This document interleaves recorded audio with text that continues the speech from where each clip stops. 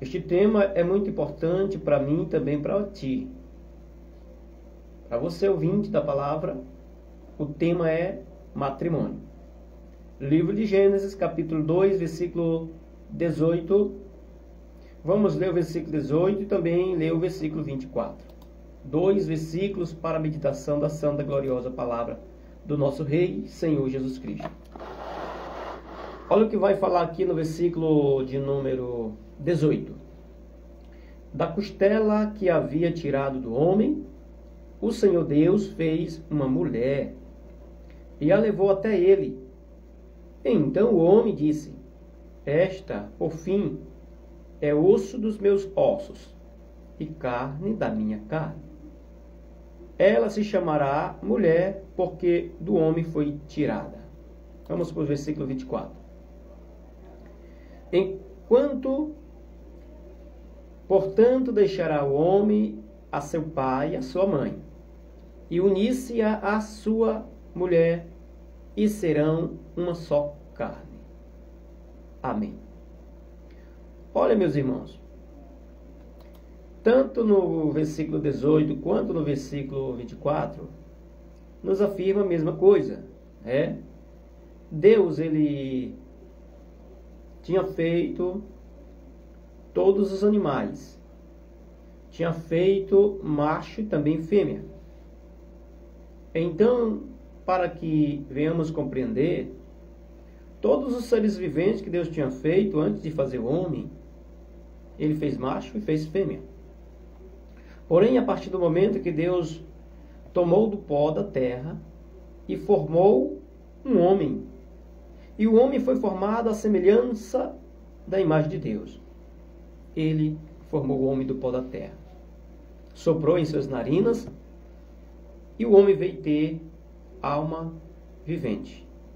Andava, falava, se movimentava, e Deus colocou um jardim para ele cuidar, Mas, porém, o homem não tinha ninguém que pudesse lhe auxiliar, não tivesse uma companheira, não tinha uma companheira que pudesse lhe auxiliar. E Deus pensou consigo e disse: façamos agora uma companheira idônea para ser a companhia do homem. E a Bíblia diz que Deus fez com que Adão viesse a dormir um profundo sono. Deus fez com que Adão viesse a entrar neste profundo sono, e de acordo com o que a Bíblia diz, Deus, a partir do momento que ele faz com que Adão venha dormir, este profundo sono, Deus toma uma de suas costelas e faz uma companheira. E esta companheira se deu o nome de mulher por causa que ela é mãe de todos os viventes, se chamou o seu nome Eva. E então a palavra de Deus diz que Deus trouxe para Adão, entregou diante de Adão, para que Adão viesse a tomar como sua companheira. E já no versículo 24, a palavra de Deus diz que o homem irá deixar o pai, irá deixar a mãe e apegar-se à sua mulher. E ambos agora serão somente uma carne. Em uma só união, em uma só comunhão, em uma só menção, em um só pensamento, para o glorificar e exaltar o nome do bendito nome do nosso Deus, E assim Deus fez o homem, e assim Deus fez a mulher. E o tema hoje, que nós estamos transmitindo de acordo com ele, é matrimônio. O que é um matrimônio? Um casamento, Uma união, é um laço matrimonial que vem ser unido um homem com uma mulher, o casamento,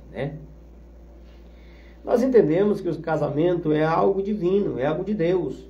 Deus é quem disse que o homem vai deixar o seu pai, vai deixar sua mãe, e agora ele vai partir para morar com sua mulher. E a partir do momento que ele se afastar do seu pai, deixar a casa da sua mãe, para ir para encontrar sua companheira, para casar, gerar filhos e filhas e assim por diante. Eles irão agora se respeitarem, eles irão agora fazer com que venha prosperar diante da presença de Deus, né? Criando seus filhos em sujeição. E a Bíblia, ela nos concede mais entender, já que estamos falando sobre matrimônio, sobre uma união, agora nós vamos falar sobre um casamento quando se finda. Será ser permitido por Deus? Vamos ler aqui o versículo de número 9, o capítulo de número 19, do livro de Mateus. O que diz aqui? Eu vos digo, porém, que qualquer que repudiar sua mulher, não sendo por causa de prostituição, e casar com outra, comete adultério. E o que casar com a repudiada também comete adultério. Olha aqui, meus queridos. A Bíblia, ela é bem categórica, bem sincera, justa, fiel e verdadeira. E o nosso Senhor Jesus Cristo, ele falou aqui nesta palavra, que ele diz: qualquer que repudiar, ou seja, deixar sua mulher, sendo que não seja por causa de fornicação, ele faz com que ela cometa adultério. E aquele que casa com a repudiada, também está entrando no adultério. É muito sério o casamento e muito importante também o casamento. Quando nós entramos em um laço matrimonial, o homem entra em um laço matrimonial com sua esposa, eles serão ambos abençoados por Deus de uma forma extraordinária. Mas a partir do momento que houver traição, há uma maldição que entra dentro do casamento. Tanto da parte do que traiu, quanto da parte do traído. O traído vai se revoltar. E o que traiu, o diabo já se apossou do coração. E então, há uma grande maldição, principalmente para o que trai. Principalmente para aquele que quebra o laço matrimonial. E a Bíblia aqui dá respaldo para, se houver traição no casamento, que se separe. A única opção que Jesus Cristo nos dá aqui nesse versículo sobre a separação de uma união que fizeram um laço matrimonial é a separação por causa do adultério, por causa da prostituição, por causa da fornicação. Mas a Bíblia, em canto nenhum, em motivo algum, a Bíblia e Jesus Cristo aprova o segundo casamento se houve traição. A única opção que Jesus Cristo nos dá para o novo casamento, a partir do momento que se separam, é a morte. A Bíblia vai dizer que se o marido e a mulher estão casados, e se o marido morre, e a mulher fica viva, ela está livre da lei do marido enquanto o marido morreu. Mas enquanto o marido estiver vivo, se ela for de outro homem, ela é chamada adúltera, mesmo que houve traição. Deus abomina o divórcio. Divórcio não é coisa que Deus agrada. Principalmente se houver traição. Pois o Senhor, ele castigará os imorais. Não cabe nós julgar, mas cabe a Jesus Cristo condenar os imorais, e os adúlteros, e os prostitutos, aqueles que se prostituem, aqueles que adulteram, que traem as suas esposas, que traem os seus maridos. Estes estão em desacordo, com a palavra de Deus, está contra os preceitos de Deus. E estes irão perecer. E estes irão receber sobre si uma repentina condenação se não se arrepender. Tem perdão? Tem. Agora é necessário que haja um arrependimento. É necessário que haja uma remissão, uma negação de si próprio, negar o egoísmo, negar a sem-vergonhice da prostituição, do adultério e da fornicação. É necessário, né, para que Deus possa perdoar. Deus nunca aprovou o segundo casamento, sendo que ambas estão vivas, só por causa de traição. A Bíblia diz que é melhor que se reconciliem do que se apartar. Porque se apartar é melhor que fique sem casar. A Bíblia é bem categórica, a Bíblia é bem resumida, a Bíblia é bem específica. Para que possamos entender em relação ao casamento, deveremos que nos comportar com pudor, modéstia e santidade diante da presença de Deus no cônjuge, né? Olha o que vai falar o livro de Marcos, capítulo 10, versículo 11 e 12. E ele lhes disse: qualquer que deixar sua mulher e casar com outra, adultera contra ela. E se a mulher deixar seu marido e casar com outro, adultera também. Estes dois versículos, ele é voltado para o adultério, né? Estes dois versículos está falando contra o adultério e também contra a fornicação e também contra a separação, também contra o divórcio. Este versículo, Jesus Cristo está dizendo, nosso mestre está dizendo aqui, qualquer que deixar sua mulher, ele não está especificando o motivo do deixar, né? Ele não está dizendo se é por causa do adultério, se é por causa da fornicação, se é por causa de qualquer motivo. Não, ele está dizendo aqui, ó. Ele lhes disse, qualquer que deixar sua mulher e casar com outra, adultera contra ela. E se a mulher deixar o seu marido e casar com outro, também adultera contra ele. Viu? Não está especificando o motivo da separação. Está dizendo o que deixar. A mulher deixando o marido e casar com outro homem, ela adultera contra este outro homem, né? E se o marido deixar sua mulher e casar com outra mulher, também a mulher, né, o marido está adulterando contra ela, contra a sua esposa. E assim, nós entendemos que a Bíblia, ela nos ensina de uma forma eficiente, de uma forma especial, e temos que obedecer. Porque se não obedecermos, iremos perecer. Na Bíblia existe um homem por nome Davi, que a Bíblia nos chama ele segundo o coração de Deus. Ele era um homem segundo o coração de Deus, segundo a Escritura. Mas esse homem caiu num deslize e cobiçou uma mulher. E ele veio tomar esta mulher para si e casou com ela. E o marido da mulher que ele casou com ela, foi colocado em um grande batalhão para ser morto na frente da batalha. Pelo próprio Davi, o rei Davi, né? Era um homem muito importante no reinado, era um homem muito de valor para com Deus. Segundo a Escritura, diz que ele era o homem segundo o coração de Deus. Mas ele cometeu este deslize. Ele cometeu este grande pecado que é contra o seu próprio corpo. Pois a Bíblia diz que aquele que adultera, ele peca contra o próprio corpo. Toda sorte de pecado cometido aos homens é fora do corpo.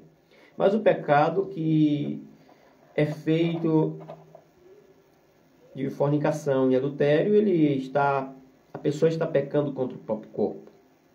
E a Bíblia diz que aquele que destrói o seu corpo, Deus também irá destruir naquele dia. Mas a palavra de Deus diz que há arrependimento para aquele pecador que pecou contra o seu próprio corpo, né? Arrependimento por quê? Perdão por quê? Porque houve arrependimento. Davi, no entanto, ele ora a Deus, ele chora dias e dias, chorando, orando, pedindo perdão, se humilhando perante a Deus. E certa vez ele orando perguntou a Deus, Senhor, o Senhor me perdoou os pecados do adultério que eu fiz? E Deus se revelou para ele. Deus falou, sim, os teus pecados estão perdoados.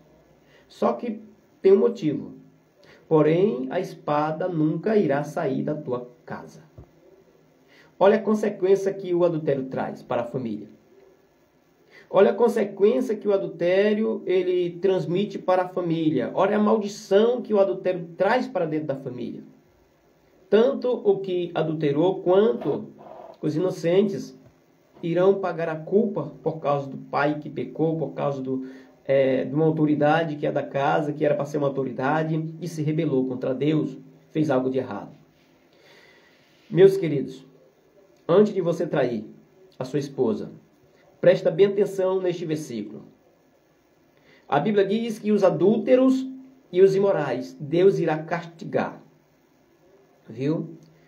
Antes de alguém pensar em trair o seu marido, de alguém pensar em trair a sua esposa, pense bem.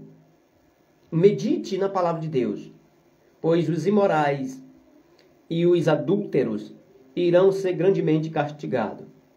E a família recebe aquela maldição por causa da traição do pai, por causa da traição da mãe, por causa da sem-vergonhice de ambos, ou mesmo que seja de um. Igualmente aconteceu com Davi. Davi adulterou, tomou uma mulher que era de alguém que tinha dono, tomou para si, e aí veio uma maldição para a casa de Davi. E até hoje, a espada ainda está desembainhada, contra os adúlteros, contra os fornicadores, contra os traidores, E a Bíblia fala mais e mais na palavra de Deus. E de acordo com os ensinamentos do apóstolo Paulo, nós entendemos que o apóstolo Paulo ele foi bem categórico, na sua palavra. Ele foi bem específico na sua genuína palavra. Ele disse aqui no versículo 1, no capítulo 1 Coríntios, capítulo 7, versículo 1, ele diz assim: Ora, quanto às coisas que me escrevestes, bom seria que o homem não tocasse em mulher. Mas por causa da prostituição, tenha cada homem sua própria esposa, e cada mulher seu próprio marido. O marido pague à mulher o que lhe é devido, e do mesmo modo a mulher ao marido. A mulher não tem autoridade sobre o seu próprio corpo, mas sim o marido. E também da mesma sorte, o marido não tem autoridade sobre o seu próprio corpo, mas sim a mulher.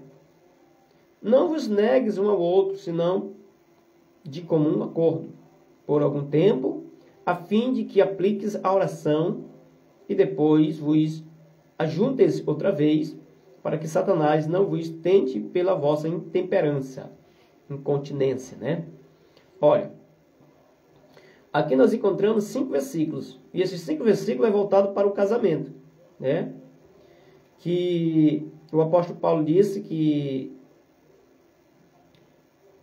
enquanto as coisas que vos escrevestes, era bom que o homem não tocasse sem mulher. Mas para não haver prostituição, fornicação e adultério, lascívia, cada um tome para si suas esposas e respeitem um ao outro.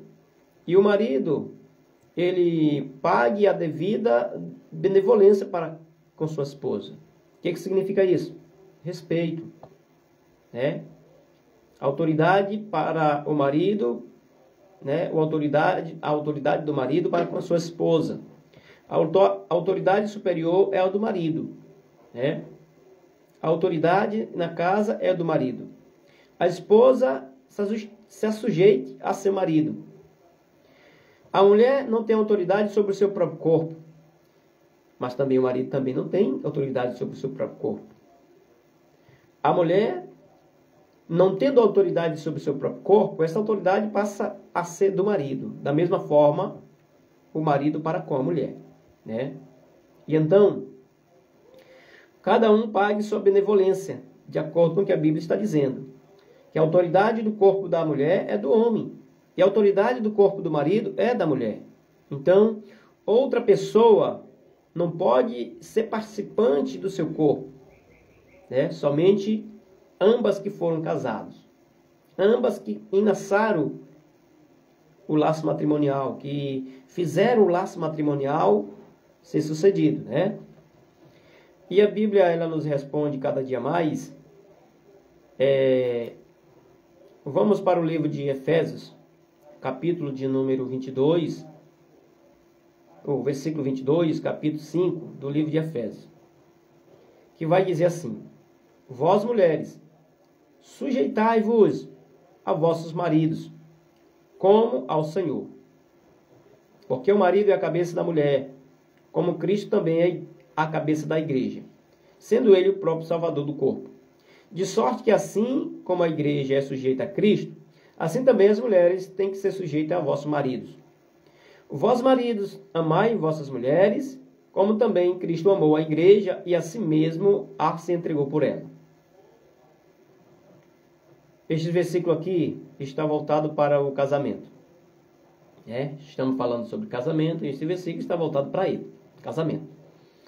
A mulher tem que se sujeitar ao marido. O que significa isso? Significa que a mulher é submissa, disjuntora. Lembra que Adão e Eva foram feitos lá no Jardim do Éden? Deus entregou Eva para Adão, para que Adão viesse a se unir com ela.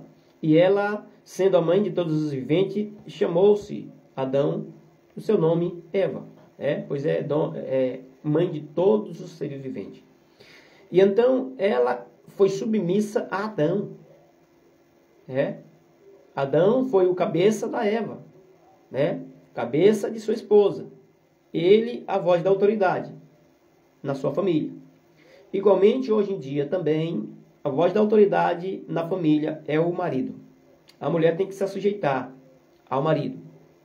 E a Bíblia nos responde cada vez mais. E se nós formos pegar o livro de 1 Pedro 3:7, nós iremos ler assim: também você, marido, na vida em comum com a esposa, reconheça que a mulher é o sexo mais fraco e que por isso deve ser tratada com respeito, porque a esposa também vai receber junto com você o dom da vida, que é dado por Deus.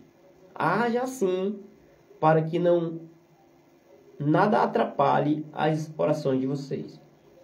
A mulher, quando sendo o vaso mais fraco, em relação ao marido, ela deve que ser tratado com mais especialidade, com mais carinho, com mais pudor, com mais modéstia, com mais respeito, com mais honra. A mulher tem que receber do marido honra, pois ele é um vaso mais fraco.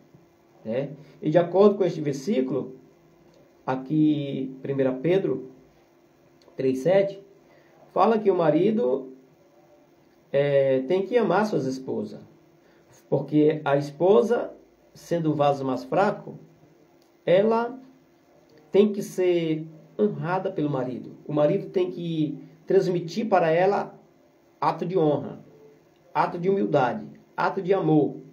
Ame a sua mulher. Assim como Cristo amou a igreja, ame a sua mulher também da mesma forma. Assim como Cristo é a cabeça da igreja, a mulher tem que ser sujeita ao marido para que o marido possa ser a cabeça da mulher. É desta forma que a Bíblia nos ensina que nós venhamos a exercer esta função de marido e função de mulher. Esta função matrimonial.